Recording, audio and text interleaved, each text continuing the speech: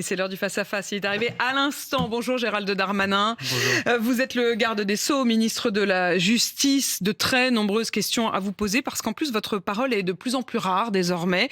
Vous vous faites discret sur les questions politiques, mais là, il y a vraiment du boulot et notamment sur le front de la justice pénale. Vous venez notamment détailler votre projet de loi. Je cite le titre de votre projet de loi. Un projet de loi visant à assurer une sanction utile, rapide et effective. En gros, une justice plus ferme. Est-ce que ça veut dire qu'en creux, vous reconnaissez qu'aujourd'hui, les sanctions ne sont ni utiles, ni rapides, ni effectives ? Alors la justice est lente et c'est, je pense, la grande injustice de notre pays. Le temps trop important que la victime, que l'accusé attend, que la société attend pour la sanction. Ça, c'est sûr. Et cette lenteur de la justice, ça vaut dans la justice pénale, ça vaut aussi dans la justice civile. On attend trop souvent son divorce, sa garde de ses enfants, la tutelle, son problème immobilier qu'on doit régler. Est-ce que la justice est efficace ? Elle l'est en partie, mais elle ne l'est pas totalement. La moitié des peines de prison prononcées par les tribunaux, les gens ne vont pas une seule journée en prison. Est-ce que c'est efficace de prononcer des peines de prison qu'on ne fait jamais ? Autant ne pas les prononcer et faire celles que l'on prononce. Et puis, est-ce que c'est utile ? Il y a 70% de récidives dans notre pays. Quand les détenus sortent de prison, ils récidivent 7 fois sur 10. Ça montre que notre système n'est pas efficace. Quand je vous écoute, c'est un constat terrible. C'est un constat terrible parce que la justice, c'est très important pour l'égalité entre les femmes et les hommes. Ça cimente évidemment la démocratie, ça nourrit le populisme que de voir une justice inefficace.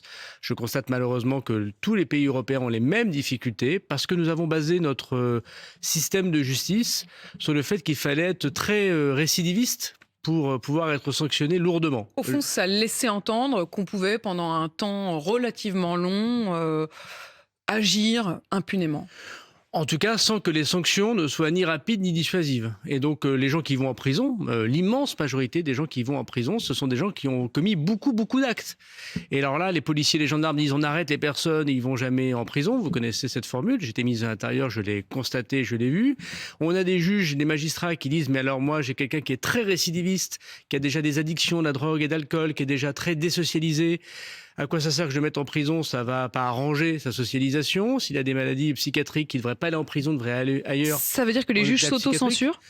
Non, ça veut dire que les magistrats ont malheureusement un code pénal qui ne les aide pas. Par exemple, dans le code pénal, il est écrit que une peine, c'est égal à 6 mois de prison et autant d'amende. Et il y a dans le même code pénal un article qui dit qu'à 6 mois de prison, on ne fait pas de prison. Il y a un aménagement de peine obligatoire. Donc tout ça est totalement contradictoire. C'est absurde. Il y a des dispositions législatives qui ont été rajoutées au fil du temps qui sont absurdes.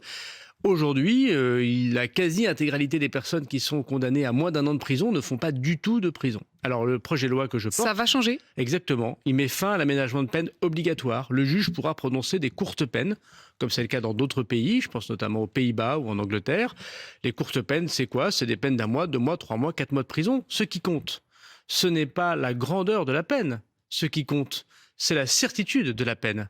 C'est d'être certain qu'au premier ou au deuxième fait, en tout cas après un carton jaune, il doit y avoir un carton rouge, on puisse avoir une sanction claire, rapide, qui montre à la victime, à l'accusé, à la société que la justice fait quelque chose. Donc création de courtes peines, voire d'ultra courtes peines. C'est-à-dire que vous preniez l'exemple de la Hollande. En Hollande, on peut même aller pour quelques jours en prison. Alors on laissera le juge totalement libre de fixer la peine qu'il doit fixer. Et donc en effet, il peut y avoir des peines d'1 mois. Aujourd'hui, elles sont interdites dans le code pénal. C'est tout à fait possible. On va adapter notre immobilier carcéral, nos prisons à ça. On ne va pas envoyer des gens qui font 2 mois de prison dans les maisons d'arrêt classiques, qui sont déjà surpeuplées. On aura l'occasion d'en reparler. Mais oui, il y aura des courtes peines possibles prononcées par le juge. Peine obligatoire pour chaque condamnation, c'est-à-dire que chaque condamnation, il y aura une peine. Parce que parfois, aujourd'hui, on peut être condamné sans qu'il y ait vraiment de peine à proprement parler. Vous avez tout à fait raison. Ce n'est que quelques centaines de cas par an. Il ne faut pas faire croire aux Français qu'il n'y a aucune peine, mais parfois la peine n'est pas du tout proportionnée à la difficulté que nous connaissons. Et donc, il y a notamment dans le texte de loi que je propose quelque chose de très nouveau, qui est une peine minimale.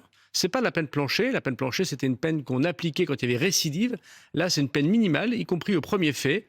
Et en l'occurrence, la première peine minimale qu'on propose, c'est tous ceux qui attaquent les policiers, les gendarmes, tous ceux qui sont dépositaires de l'autorité publique, les agents pénitentiaires, les magistrats, tous ceux qui représentent l'autorité.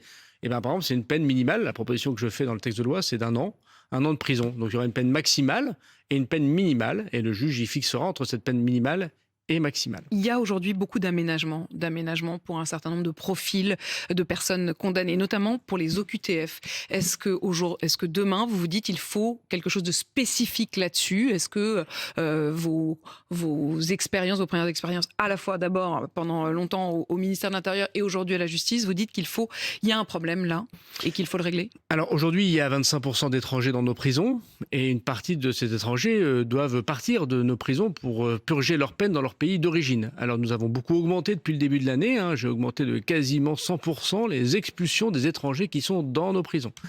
Il y a une partie d'Européens et il y a 3/4 qui ne sont pas européens. Et puis ensuite, il y avait dans notre code, en effet, des choses un peu bizarres. Par exemple, des aménagements de peine, donc des sorties de prison possibles pour réinsertion. Ça peut très bien se comprendre pour des détenus qui trouvent un travail, qui retrouvent leur famille et qui ont un projet de vie et qui doivent sortir de la prison pour se réinsérer. Et il faut que nous le fassions. La réinsertion, c'est très important. Simplement, quelqu'un qui est sous OQTF, qui ne devrait pas être sur notre territoire national. Non, mais attendez, vous êtes en train de me dire que ça s'appliquait aux OQTF? Exactement. Dans la loi aujourd'hui, les agents pénitentiaires, exactement, les agents pénitentiaires, les magistrats sont obligés d'appliquer la loi, qui était mal écrite, c'est tout, c'est comme ça, il faut la changer, c'est pas de leur faute, faisaient des aménagements de peine pour des OQTF. Alors que ces aménagements de peine, la seule aménagement de peine possible pour un OQTF, c'est qu'ils soient expulsés. Moi, je suis d'accord pour que les OQTF sortent de prison s'ils sont expulsés dans leur pays d'origine, mais pas pour retrouver un travail ou pour retrouver une famille qu'ils ne devraient pas retrouver puisqu'ils sont étrangers en situation irrégulière et qu'ils ont été condamnés. Vous venez de dire, Gérald Darmanin, qu'il y avait 25% d'étrangers dans nos prisons, dont les 3/4 de ces étrangers extra-européens. Exact. Est-ce que, comme certains, vous estimez qu'il y a une relation entre immigration et délinquance? Il y a une partie de relation entre immigration et délinquance. Tous les étrangers, évidemment, ne sont pas délinquants. L'immense majorité d'entre eux respectent notre pays, travaillent, envoient leurs enfants à l'école, veulent mieux vivre. Mais les étrangers sont surreprésentés dans la délinquance française. J'ai non seulement été ministre de l'Intérieur, mais j'ai été maire, et le maire de ma commune, et même citoyen. Les citoyens voient bien qu'il y a, par une mauvaise intégration, par des difficultés extrêmement fortes qui sont liées parfois à la pauvreté, parfois au trafic de drogue, parfois au trafic d'êtres humains. Les étrangers sont plus auteurs que les autres d'actes de délinquance, ils sont aussi plus victimes que les autres d'actes de délinquance. Par exemple, les femmes étrangères sont plus victimes de violences que les femmes qui sont françaises, même s'il y a beaucoup de femmes françaises qui sont victimes de violences. Donc oui, il y a un certain lien qu'il faut combattre, et notamment par une immigration beaucoup mieux contrôlée et beaucoup mieux intégrée, et surtout une justice plus ferme avec les étrangers qui commettent des actes de délinquance. Une justice plus ferme. On va revenir aussi à la question du narcotrafic. Vous voulez que le régime contre les narcotrafics soit proche de celui des terroristes, mais vous avez évoqué la question des lieux dans lesquels ces gens sont incarcérés. Et récemment, il y a eu aussi la question de ce qu'il se passe à l'intérieur des prisons. Est-ce que ces prisons sont désormais des États de non-droit? Je voudrais que vous puissiez regarder ce document. Je vais le commenter évidemment pour ceux qui nous écoutent sur RMC. Cette vidéo que BFM TV s'est procurée, elle a été tournée le 9 novembre dernier. C'est une scène d'une violence inouïe qui se passe au sein de la prison de Nantes. On y voit un détenu entièrement nu, ensanglanté, traîné sur le bitume de la cour intérieure de la prison. En réalité, c'était deux groupes de détenus qui se battaient lors d'une promenade. Et pourtant, aucun gardien n'est intervenu parce qu'ils ont considéré que c'était trop dangereux. Quand les gardiens eux-mêmes ne peuvent même plus intervenir, alors qu'on est au sein d'un lieu qui est un lieu normalement dans lequel on fait régner la loi. Oui, il faut rétablir l'ordre dans nos prisons, c'est incontestable, et ça fait 11 mois que je suis ministre de la Justice et que j'essaye de le faire, et je pense avec une certaine réussite. D'abord les prisons de haute sécurité qu'on a construites en 5 mois. En 5 mois, on a su faire en France des prisons que d'ailleurs les étrangers viennent visiter, qui montrent qu'il n'y a pas de téléphone portable, pas de drogue, pas de clé USB pour les gens les plus dangereux. Ceux qui sont capables de s'évader, de commander des assassinats, et notamment une grande partie des narcotrafiquants. À la suite de l'affaire Amra, moi je veux regarder les victimes de l'affaire Amra dans les yeux et leur dire que j'ai fait des choses pour la sécurité des agents pénitentiaires et des Français. Mais il y a tout le reste, toutes les autres prisons où on sait que le téléphone portable, le shit, des couteaux, par drone, par le parloir, par corruption aussi, rentrent. Là, nous faisons des fouilles en ce moment qui n'avaient jamais été faites de cette ampleur dans les prisons. On a 80 fouilles On a encore une centaine de prisons à fouiller. Ces fameuses fouilles XXL, j'y reviens dans un instant, mais sur ces images, quand vous les avez découvertes, j'imagine que vous les aviez avant que nous, à BFM TV, nous ne les ayons, mais elles sont saisissantes, parce qu'on se dit, au fond, ça c'est au sein d'une prison, si les gardiens eux-mêmes ne peuvent pas intervenir. Elles ne me surprennent pas vraiment, puisque c'est le cocktail affreux de « il manque des agents pénitentiaires ». Moi, j'en rajoute 1000 au prochain budget. Il manque 4000 agents pénitentiaires dans nos prisons. Donc, c'est des gens très courageux, mais ils ne sont pas assez nombreux. Donc, moi, je les comprends très bien qu'ils aient aussi parfois peur. Et moi, je veux les soutenir. Et l'année prochaine, il y a 1000 agents supplémentaires de plus. S'il est voté. Enfin, ça, j'y reviendrai. Mais moi, je crois que, vous voyez, devant les difficultés que notre pays a, on ne peut pas se priver de policiers, de gendarmes, d'agents pénitentiaires ou de magistrats. L'année prochaine, il y a 1000 agents supplémentaires de plus. Nous construisons désormais 3000 places de prison par an. On a repris la reconstruction de places de prison qui avait été en partie arrêtée et nous manquons de places de prison en France. Il y a 86 000 détenus, 65 000 places grosso modo. Et troisièmement, il y a dans nos prisons beaucoup de gens qui ne devraient pas y être non plus. C'est-à-dire, je pense aux gens qui sont atteints psychiatriquement. 25% des détenus ont des maladies psychiatriques. Avant même de rentrer ? Avant même de rentrer. Une fois qu'ils sont évidemment, rentrés. Une fois qu'ils sont en prison, une cellule de 9 mètres carrés n'arrange pas votre pathologie. Mais 25% des gens qui sont emprisonnés sont touchés par une maladie psychiatrique. Ils ne devraient pas y être. Ils devraient être en hôpital psychiatrique. Et donc, les agents pénitentiaires, la prison, gèrent toutes les difficultés de la France, empire, l'analphabétisation, les addictions à la drogue et à l'alcool, très importantes, et des maladies psychiatriques ou une mauvaise intégration des étrangers. Vous venez de parler de ces fouilles. BFM TV et RMC ont d'ailleurs pu assister ces derniers jours à un certain nombre de ces fouilles. Fouilles objectif 0 portable. Ça a duré encore cette nuit. Est-ce que vous avez un premier bilan à nous faire de ce que vous avez trouvé dans ces cellules ? Oui, donc sur ces grandes fouilles que nous organisons avec des centaines d'agents de la police, la gendarmerie, les douanes, que je remercie, avec des chiens qui viennent regarder si on trouve des téléphones portables ou de l'argent ou de la drogue. Sur les 80 premières prisons que nous avons fouillées, il y en a à peu près 200 en France, on a trouvé 1100 portables, quasiment 10 kilos de drogue, et à peu près 1500 objets interdits. Je pense à des couteaux, par exemple, ou à des objets électroniques. Hein. J'ai vu à la prison de Nanterre, de mes yeux vus, parce que je participe la nuit avec une partie des agents pénitentiaires à ces fouilles, des lunettes connectées, par exemple. Des lunettes connectées. Exactement. Donc, en fait, on voit bien... Ça rentre de partout. Ça rentre parce qu'il y a des drones qui viennent livrer des colis. Ça rentre parce qu'il y a ce qu'on appelle des projections. Ceux qui habitent près des prisons voient qu'on lance parfois des choses à travers les murs. Ça rentre par le parloir, parfois par les familles. Ça rentre par aussi la corruption d'agents pénitentiaires. Ça peut arriver. Et donc, on voit bien qu'on a laissé faire des choses. Vous avez dit deux fois le mot corruption, j'y reviendrai, mais Gérald Darmanin, quand vous dites sur ces saisies donc, de portables, de drogue, il y a aussi le sentiment qu'il y a une forme de provocation. Et donc, s'il y a provocation, il y a sentiment d'impunité. Il y a 10 jours, il y a eu 2 détenus qui s'échappaient de la prison de Dijon. L'un d'eux, me semble-t-il, a été rattrapé. L'autre court toujours d'ailleurs. Oui.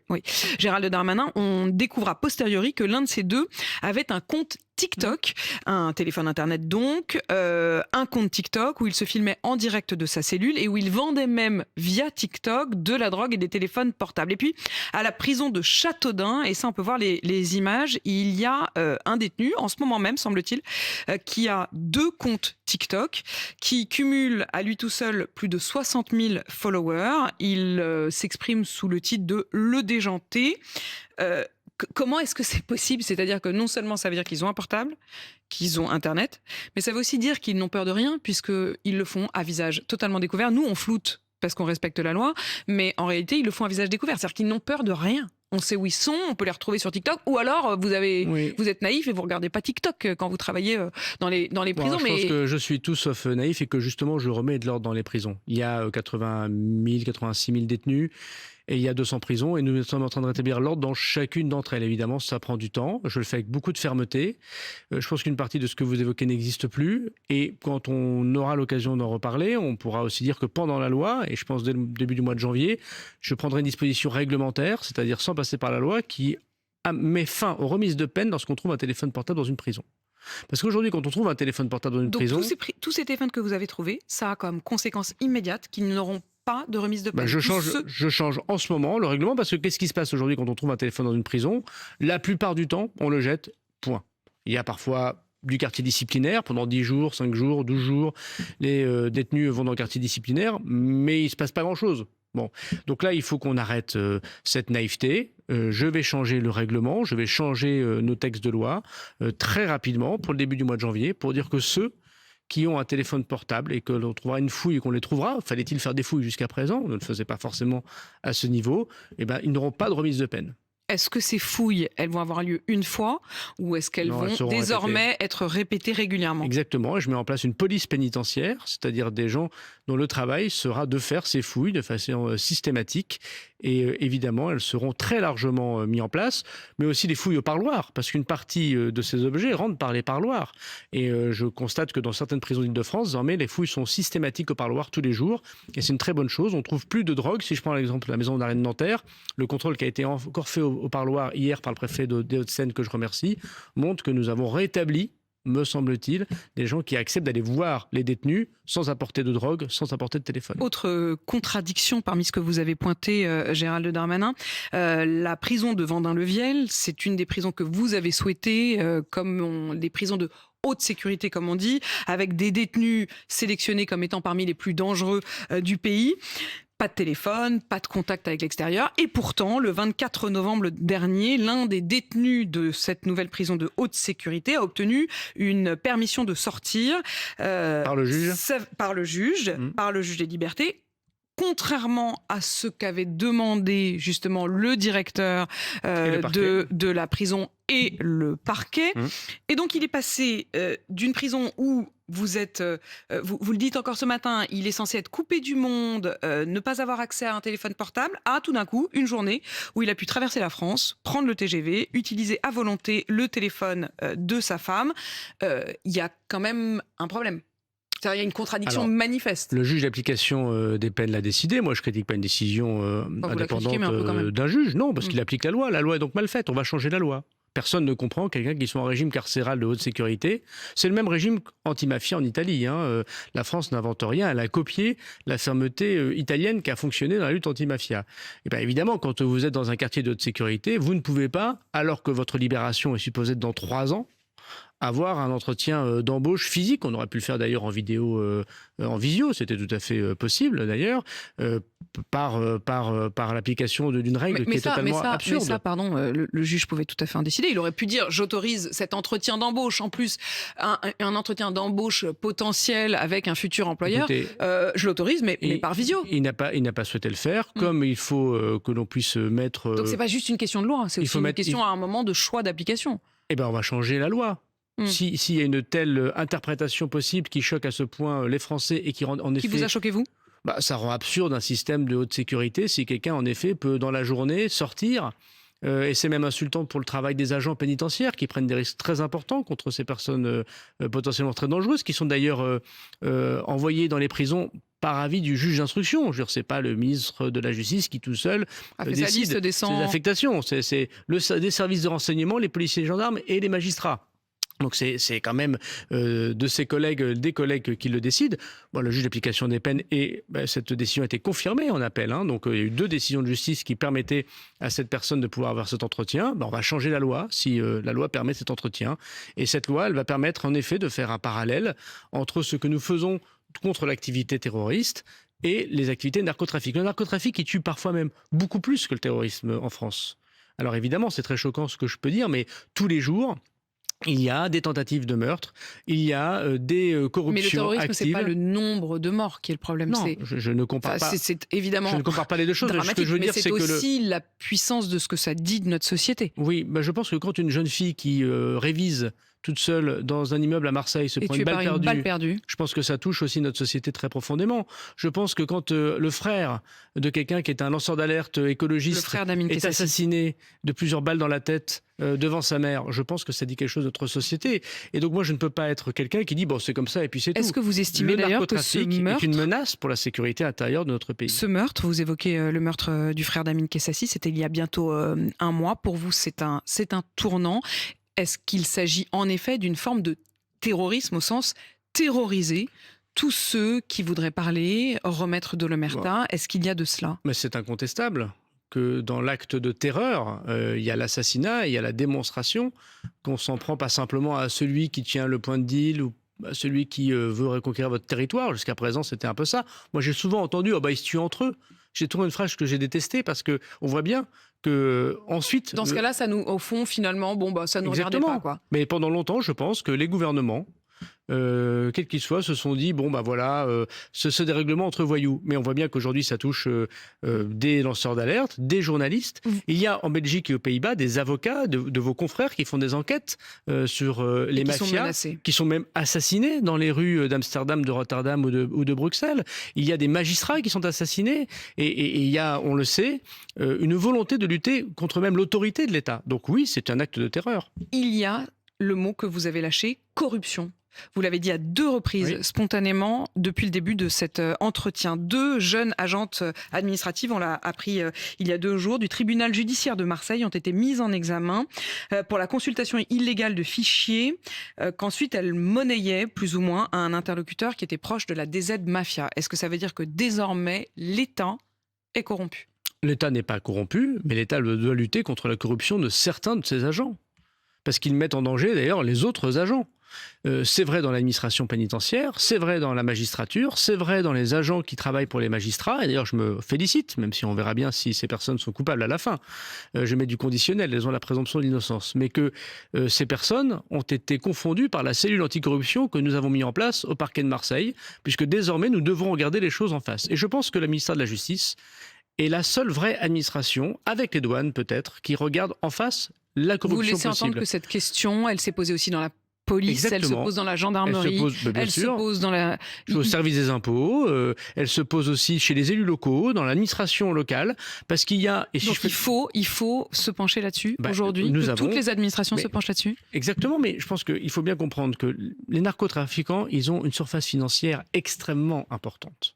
Cet argent qui corrompt jusqu'au cœur des hommes, disait le président Mitterrand, cet argent, il permet de pouvoir acheter tout le monde. Et M. Amra, au bout de quelques mois de cavale, et ça coûte très cher une cavale, M. Amra, il a su proposer 2 millions d'euros aux policiers roumains qui venaient l'arrêter après autant de mois de cavale. Imaginez ce qui se passe dans les prisons, chez les services enquêteurs, chez les gens qui travaillent auprès des magistrats, qui ont des informations, parfois des élus locaux, à qui on dit de fermer les yeux pour ne pas installer la caméra de vidéosurveillance. Et non seulement on leur donne de l'argent, mais on menace aussi leurs proches. Alors, la corruption, elle a plusieurs facettes. Ça peut être aussi quelqu'un... Moi, j'ai un agent pénitentiaire dont je me rappelle très bien le visage, qui m'a expliqué qu'un détenu, ça m'a d'ailleurs convaincu de faire les prisons d'haute sécurité, souhaitait l'anniversaire de sa petite fille qu'il ne connaissait pas, en l'appelant par son prénom. Sous-entendu, je sais qui est votre fille, je sais où est-ce qu'elle habite et je sais et notre travail, c'est de protéger les agents aussi de ça. Gérald Darmanin, le protoxyde d'azote. Vous avez reçu hier la famille de Mathis, c'est ce jeune de 20 ans qui a été fauché à Lille par un chauffard qui fuyait un contrôle de police, n'avait plus le permis et conduisait sous protoxyde d'azote. Est-ce que le protoxyde d'azote sera mis sur la liste des stupéfiants ? Oui, je le souhaite. Je le souhaite. Avec Laurent Nunez, on a reçu la famille, la maman très digne, et je pense au papa évidemment de Mathis. Je le souhaite. Le protoxyde d'azote doit être vu comme un stupéfiant. Et par ailleurs, je veux aussi dire que c'est aussi le drame de la récidive, la mort de Mathis. Le chauffard avait 11 condamnations. 11 condamnations. Et est-ce qu'il y aura une interdiction officielle de détention et de consommation du protoxyde d'azote au volant ? Je le souhaite, et je souhaite aussi qu'on puisse saisir le véhicule lorsqu'on trouve du protoxyde d'azote dans le véhicule, et je souhaite que ce soit une circonstance aggravante lorsqu'il y a des accidents et lorsqu'il y a des assassinats involontaires. On appelle ça désormais un homicide routier, selon la loi qu'on vient de faire adopter. Je souhaite qu'effectivement le protoxyde d'azote soit vu comme la drogue. 1000 nouveaux agents dans le prochain budget, avez-vous dit. Encore faudrait-il qu'ils soient votés. C'est toute la question. Est-ce qu'aujourd'hui, vous considérez que votre famille politique, c'est toujours ce qu'on appelait initialement le socle commun, quand on voit que ni LR ni Horizon n'ont voté pour, au contraire du PS. Une partie d'Horizon et une partie d'LR ont voté pour. Au contraire du PS. Alors, le budget de la sécurité sociale n'est pas le meilleur budget que l'on ait fait. C'est un budget qui met parfois plus d'impôts, parfois plus de dépenses et qui ne fait pas la réforme des retraites. En fait, vous ne l'auriez pas voté vous-même. Je me suis exprimé publiquement pour dire que je l'aurais voté parce que dans la situation politique dans laquelle on est, c'est ça ou la dissolution. Donc je comprends le travail très important, très courageux qu'a fait Sébastien Lecornu de compromis pour la stabilité de notre pays. Est-ce que c'est le budget rêvé pour la sécurité sociale ? La réponse est non. Moi, je ne pense pas du tout qu'il faille augmenter les impôts et augmenter les dépenses et pas faire la réforme des retraites. Et je trouve qu'Édouard Philippe a eu raison d'alerter sur les comptes publics. Mais une fois qu'on a dit ça, je constate aussi la responsabilité d'Édouard Philippe et de tous ceux qui ont accompagné ce budget. Qui, à la fin, n'ont pas appelé à voter contre. Le budget n'a pas été retoqué, c'est une très bonne chose, le budget de la sécurité sociale. Maintenant, il faudra que dans la campagne présidentielle qui arrive, et notamment dans la prochaine majorité, dans désormais plus d'1 an, on puisse en effet retrouver un schéma qui baisse les dépenses qui baisse les impôts, qui encourage l'entreprise et qui explique aux Français qu'il faut travailler, non pas tous davantage, parce que beaucoup de Français travaillent beaucoup, mais un certain nombre ne travaillent pas assez. Et c'est ça qu'il faudra faire. Vous vous êtes engagé officiellement, au moins le temps que vous soyez ministre, à ne pas être à proprement parler dans l'arène politique des ambitions de 2027. Ça vous coûte ? Non, parce que je fais des choses utiles pour les Français, vous venez de le dire. Je pense que nous remettons droit à la maison justice, on remet droit à les prisons. Je me bats pour ça et je me bats pour donner à la France ce qu'elle veut, c'est-à-dire, je crois, une justice juste, digne, humaine, mais ferme. Et puis après, lorsque j'aurai rempli ma mission, comme je l'ai fait aux impôts avec l'impôt à la source, comme je l'ai fait à l'intérieur avec les Jeux Olympiques, eh ben, nous verrons ce que je ferai pour notre pays collectivement, soit à ma simple place d'élu local à Tourcoing, soit pour contribuer au débat national. Et quand on est un homme politique, je pense qu'on aime son pays, on a envie qu'il aille mieux. Et j'aime mon pays et je souhaite qu'il aille mieux. Merci Gérald Darmanin, ministre de la Justice, d'avoir répondu à mes questions ce matin. Il est 8h52 sur RMC BFM TV.